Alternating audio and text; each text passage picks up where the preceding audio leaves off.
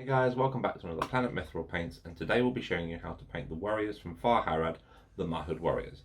The recipe we're going to be giving you today is suitable for all sorts. It's suitable for the camel riders, swordsmen, the spearmen, the blowpipes, the kings, the chieftains, everything alike.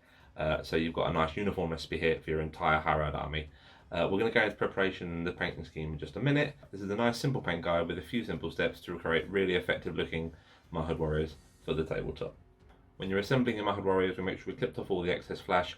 All the casts are in metal, so there's no individual little bits of finicky fine cast to get rid of. And then we mould line clean the entire thing. Take particular care when mould line cleaning the wicker. We don't want to wear away any of the detail over that because it's really important we get that wicker looking really good later on in the video, but we'll touch on that later on. We assembled our model with super glue. Wrongly so ourselves, we actually assembled the model with a shield attached to his back for this particular sculpt, which made it a little bit difficult to get in all the cracks and crevices on his actual back and the reverse of the shield. So if you want to make sure you get these areas, you can paint the shield separately and then just glue it on afterwards. But ultimately we don't feel it makes too much of a difference because you're not going to see these areas anyway. The model was then affixed to its slaughter base using super glue, and finally the base was itself covered in fine modelling sand. So without further delay, please sit back, relax and enjoy the video.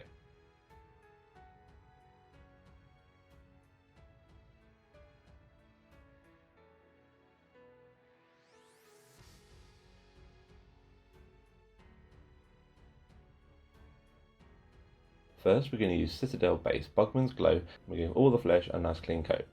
Make sure we get all the arms, the upper and lower arms, all across the fingers, gripping all around the blowpipes, all around the head and the ears, and all down the legs and feet.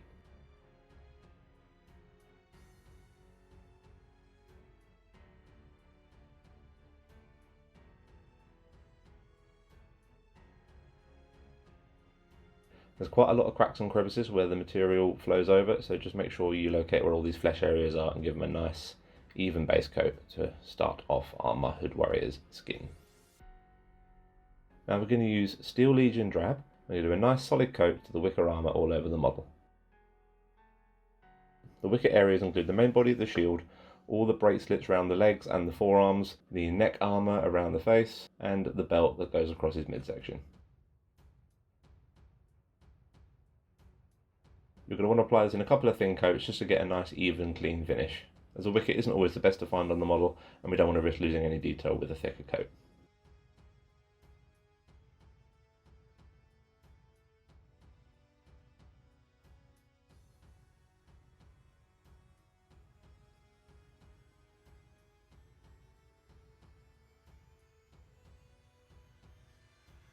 Now we're going to use corn red and we're going to start base coating all the Mahud robes. We want their robes to have a really nice, rich, bright red to them. So instead of mixing corn red with anything like a darker red or a brown at this stage, like we would with other models for a more muted and realistic tone, we want to apply this as a straight from the pot coat, just to get that brightness and richness in as early as we can.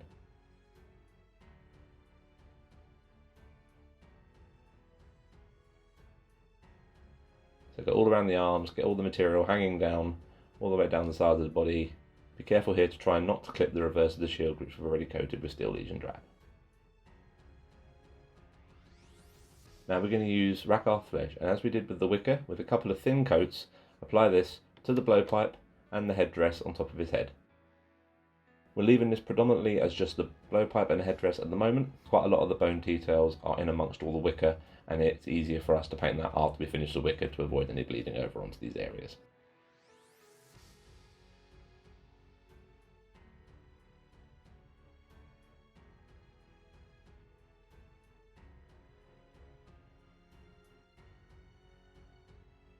Now we're going to add some Ungor flesh to the Bugman's Glow base coat and apply this as an all over layer, just again all over all the flesh that we've just base coated with Bugman's Glow. Again, keep it nice and solid, nice and thin. A couple of thin coats will go over a real treat here, and just to make sure we get that characteristic look to the Mahud warriors. We want a slightly different tone to that of the usual warriors we've painted, just to reflect that they are from Far Harad and are out in the sun a lot more than their Gondorian or Rohirrim counterparts.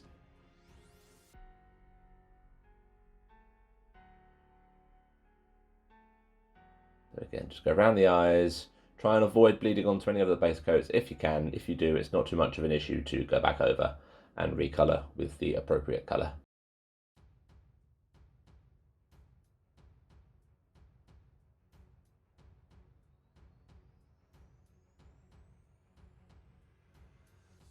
And then once this is done, we are then ready for shading and the following layering, highlighting stages.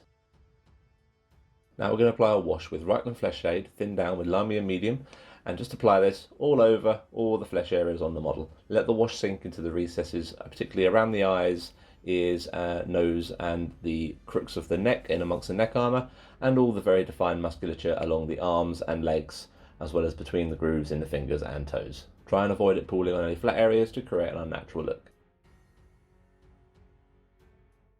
Once the wash is dry, we're going to relayer over with the previous Bugman's Glow and Ungor Flesh mix, leaving the Reichland Flesh Shade showing in the absolute deepest recesses and the deepest areas of muscular definition. So we want to leave the crooks in the elbows nice and dark, as well as the top of the shoulder pad, starting to separate all the fingers and drawing some definition down the very defined calf muscles and leg muscles that come down the end of this model.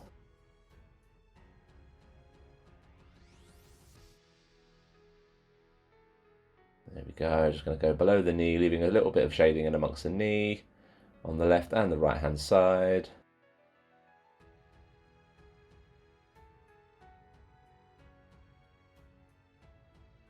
And then just framing the toes very quickly.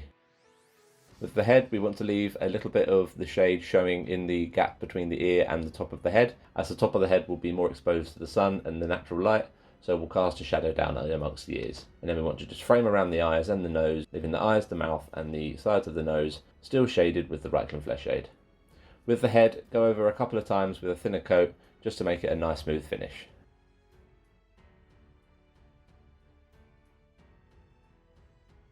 Now we're going to add more Ungor flesh to the mix, and we're going to further push the previous layering stage just by framing these previous areas a little bit more, leaving more of the previous layer showing towards the edges and the recesses. This will just help create a nice transition between the darker and lighter tones of the skin and create a nice sense of shadow flowing from the recessed musculature up to the areas of skin that will be most prominent. So now we can properly separate out all the fingers and define the musculature a little bit more just by leaving that previous layer showing ever so slightly towards the recesses of the Reichland Flesh Shade wash. Just nice and carefully. Make sure you've got a nice point to your brush when doing the detail work around the fingers and the toes.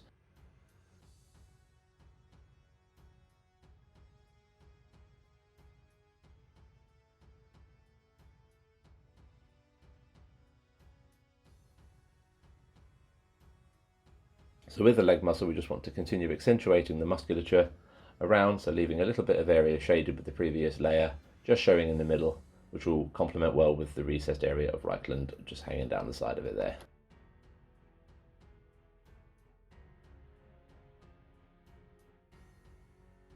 And just frame the feet again, pick out the edges of the toes just to create a little bit more definition. And there we go. Now we're going to add padded butch flesh to the previous Ungor Flesh Bugman's Glow mix, and once again just push these highlights a little bit further. This is the penultimate highlight stage, so we're going to be a little bit finer here, and we're going to start framing some of the more defined areas across the skin.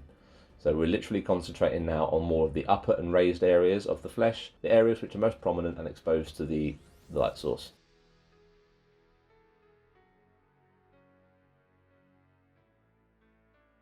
So we just want to concentrate on framing the tips of the fingers and the upper areas of all the musculature, which again will just help to push that definition and transition of shadow through to natural light on the upper areas of flesh. We just want to frame the leg, frame the knee, frame the calf a little bit more, all around the legs, framing the top of the head and drawing your paint in slightly thinner lines, which will then just further help push the effect.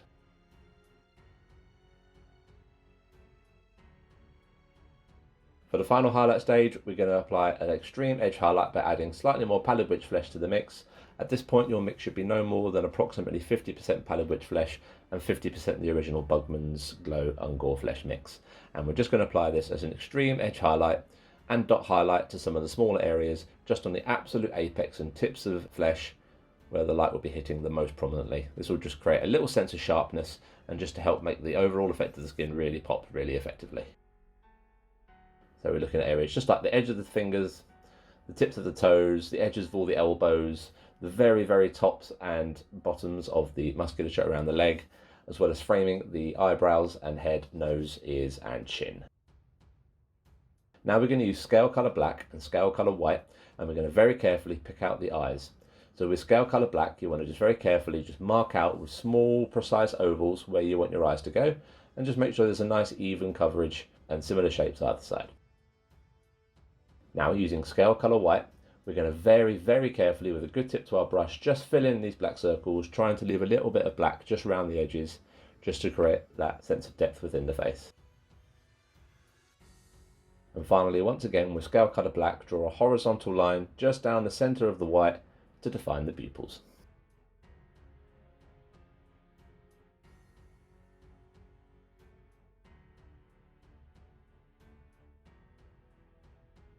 Now we're going to use Steel Legion Drab mixed with Talon Sand, and now we're going to tackle the wicker armour. The wicker armour is probably the part of the model which will take you the longest time to do, but doing it correctly and properly will create a really nice effect for the wicker armour. So all we're going to do at this stage is we're going to relayer over all the wicker with the Steel Legion and Talon Sand mix. Again, keeping your paint slightly thinned down with lime and medium or water if you prefer, just to create a nice smooth finish to avoid wearing away any of that detail. So I go around the neck, trying to segment out all the detail areas there, down the whole back of the shield, all the bracelets around the legs and the arms, and just catching the reverse of the shield that peeks out amongst his back.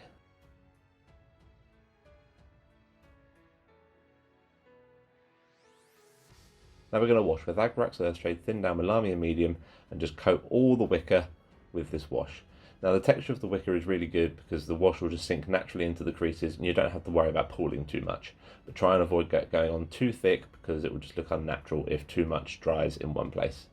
So just target a little bit more around the wicker just to get a nice even coat of the wash and give some definition to the armour. Now we're going to relayer with the previous Steel Legion Drab Talon Sand mix, and this is where the time consuming element comes in. We're going to very carefully, painstakingly pick out all the wicker segments along all the armour. It's quite well defined and the wash should have really helped push this definition a bit further, so finding these areas won't be too difficult, but your application is key here. If you slip up, it's going to look a little bit unnatural, a little bit too blocky, which we don't want. The effect on the shield can be achieved by dry brushing, but again, you won't achieve that realistic look that we're trying to capture here. With the bracelets and the neck armour and the belt around the midriff, just draw your paint in very thin lines just on the upper areas of wicker, leaving the Agrax Earthshade wash showing in the recesses.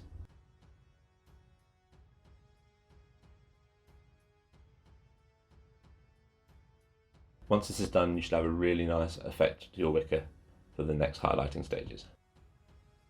Now we're going to add some pallid witch flesh to the Steel Legion Drab Talon flesh mix, and again just go over all the wicker as we did previously, but this time being a little bit more precise, a little bit more fine, just to leave the undertones of the previous layer and the wash showing through.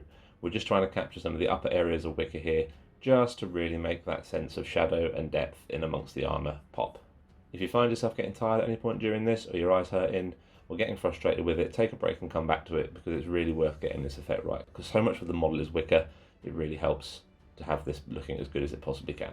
Just nice thin strokes, all around the neck armour, all around the bracelets, as precise as you can. Try and get your brush strokes as unbroken as you can in nice precise long streaks. This will just help to promote a sense of authenticity across all the wicker. We wouldn't recommend dry brushing any of the wicker at this stage, particularly the neck armour and the bracelets, as we don't want to risk undoing any of the work we've done on the flesh. Finally, we're going to add more pallid witch flesh to the mix, and we're just going to apply a very quick dot highlight just to the very top edges of the wicker armour. Down the shield, you want to just tap it all the way down, just at that dot highlight on the very apex of all the wicker curves, and then just frame some of the edges and round areas of the wicker bracelets and neck armour where the light will be hitting most prominently. At this point, your mix should be approximately 50% pallid witch flesh. This will avoid the wicker looking too unnatural and too garish, so it should just give a nice realistic tone to all the wicker armour once we're done.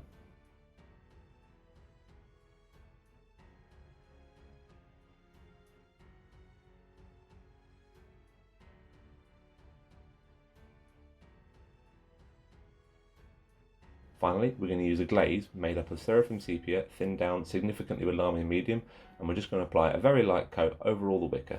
This will just help to tie in all the underlayers and the highlighting areas together to create a really nice unified effect for all the wicker armour.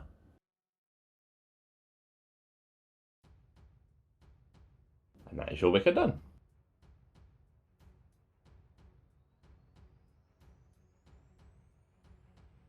Now we're going to use a mix of corn red mixed with some evil sun scarlet, and we're going to tackle the last big area on the model, which are the bright vibrant robes that the Mahud warrior is sporting.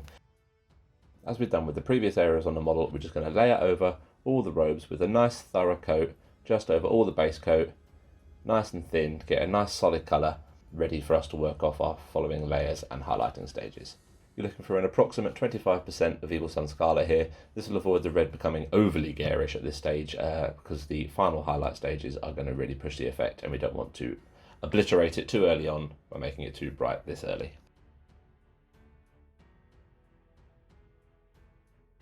Now we're going to wash the robes with Carabao Crimson, thin down with Lamy and medium, and again apply a thorough wash all over the robes.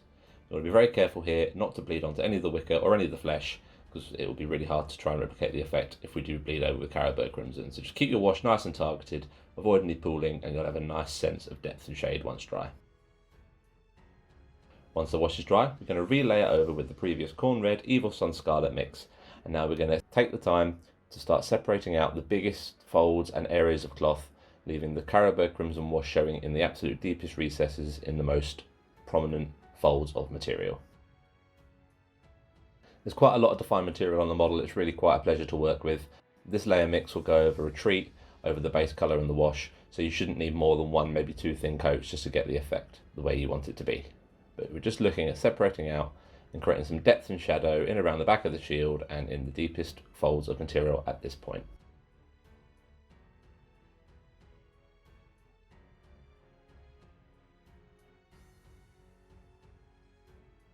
Once we're done with this blocking stage, we can then move on to the next layer stage and the final highlights. Now we're going to continue to add more evil sun scarlet to the overall mix, and again just push these highlights a little bit further by keeping this layer stage application a little bit tighter, a little bit finer, just to create a sense of natural movement through the material as he stands there ready for war.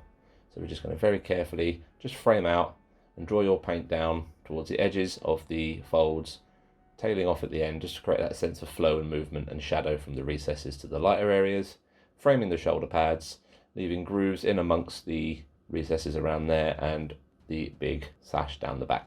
At this stage, you don't want your mix to have any more than about 50% evil sun scarlet here, as the oranges we're going to be adding for the final highlight stages will overwhelm anything more than that. So try and keep your mix not too bright, but bright enough that you can definitely see the contrast between this layer stage and the previous one before the washes. Now we're going to add Troll Slayer Orange to the previous Corn Red Evil Sun Scarlet mix and apply our penultimate highlight. Now you're looking at capturing the absolute upper areas and folds of material where the light will be hitting most prominently, just to further push that sense of depth and shadow, leaving the previous layer stage showing in and around the recesses, in and around the highlight, just again to accentuate that sense of movement across the material.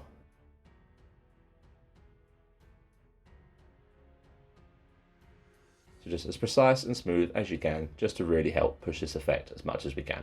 The orange will bring the red up really nicely, really naturally. If we were to add any more red at this point or any more brighter reds, the material would start to lose its authenticity. So this orange really helps complement the overall look of the material. Now for the final highlight, we're going to add Fire Dragon Bright, and we're just going to capture the very edges of all the cloth material and the very, very, very apex of all the upper areas of folds in material. So just at the very top of all the material, right at the edges, you can feather your highlights down a bit here. This will just help tail it off right at the end and really create that sense of shadow as the material descends towards the floor, being blocked out by the Mahud silhouette.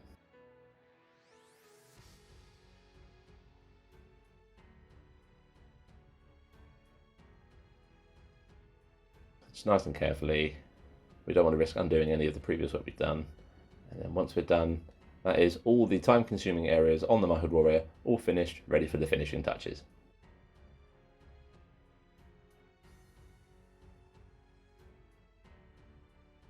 Now we're going to tackle the rest of the bone detail that we didn't do originally. So we want to look at segmenting out the neck armour around the neck just by painting in the horizontal links. There's a couple of these areas around in and around the belt as well, which we want to get just down the middle there, as well as picking out the handle of the dagger down by his side.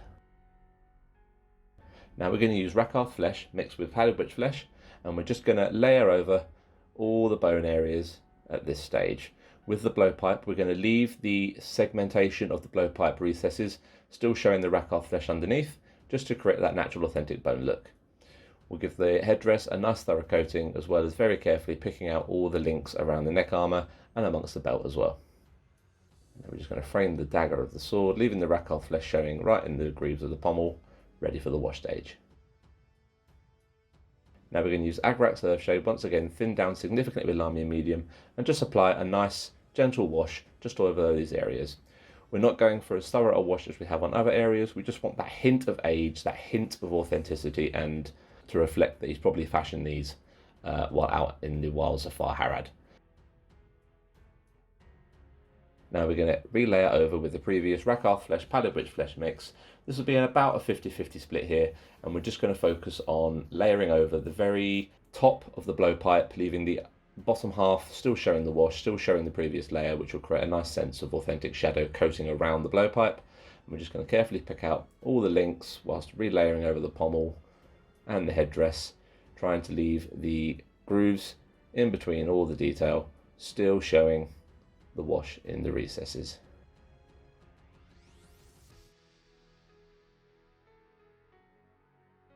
And finally, we're going to use pure Pallid Witch flesh and just very carefully, nice, thin, precise line down the very centre of the blowpipe, which will branch out a little bit as it reaches the segmented areas, just to give that little sense of light hitting off the blowpipe as he stands ready for war. We're just going to very carefully dot highlight all the links around the neck armour, just one at the top, one at the bottom of each of the links, the very edge of the pommel, and just a dot highlight on the feathers of the headdress at the very top of his head. This will just further push that nice realistic effect that we're trying to strive for.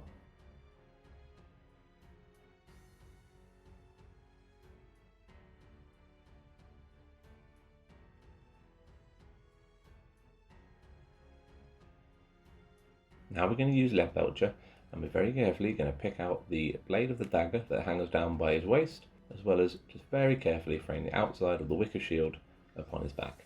Very careful here, again, not to bleed over onto any of the previously finished areas, and when you're doing the inner areas of the framing on the shield, be extremely careful here not to bleed over onto the wicker, because the last thing you want to do is spoil that effect. Now we're just going to use Ironbreaker here, and we're going to very carefully apply just a very quick edge highlight to all the metal detailing. We could put a wash over here to get a little bit of shading in, but as the surface areas are really quite small for these bits, it didn't really seem like there was much benefit in doing so.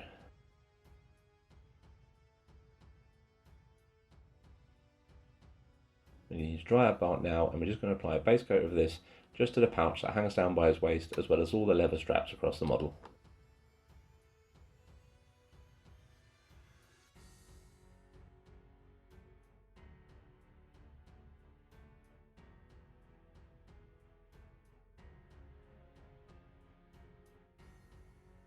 Now we're going to use Gawthor Brown, and we're just going to very carefully edge highlight the pouch and all the straps.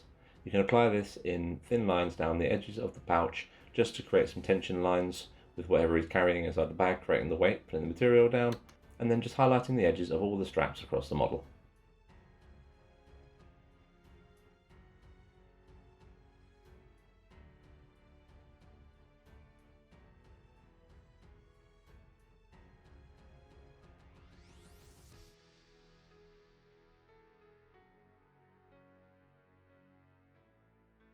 We'll thoroughly paint the sand on the base with a coat of Steel Legion Drab. Usually we dry brush the initial coat over, but because we want a deserty sand, just dry brushing the Steel Legion over the black sand from the undercoat wouldn't really work, so we have to apply a thorough coat here. A texture paint of a similar hue would also achieve the same effect.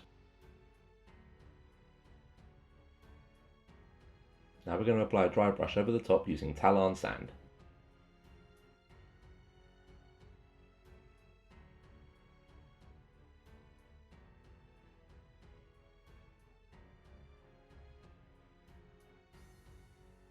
Finally, a very light dry brush just over the top of this now with Pallid Witch flesh will finish off our sand look.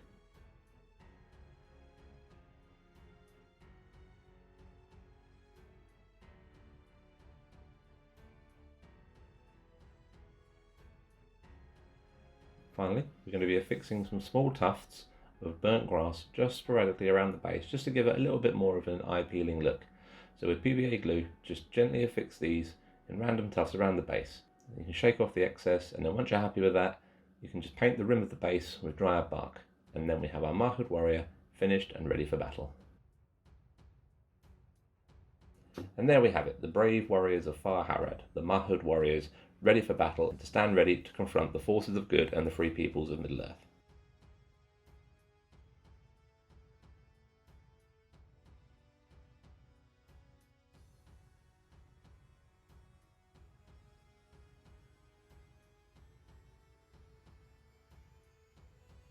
Thank you so much for watching. We really hope you enjoyed the video. Please like and subscribe if you did enjoy the content, and hit that notification bell to be made aware of more future content coming very soon. Take care all, and happy hobbying.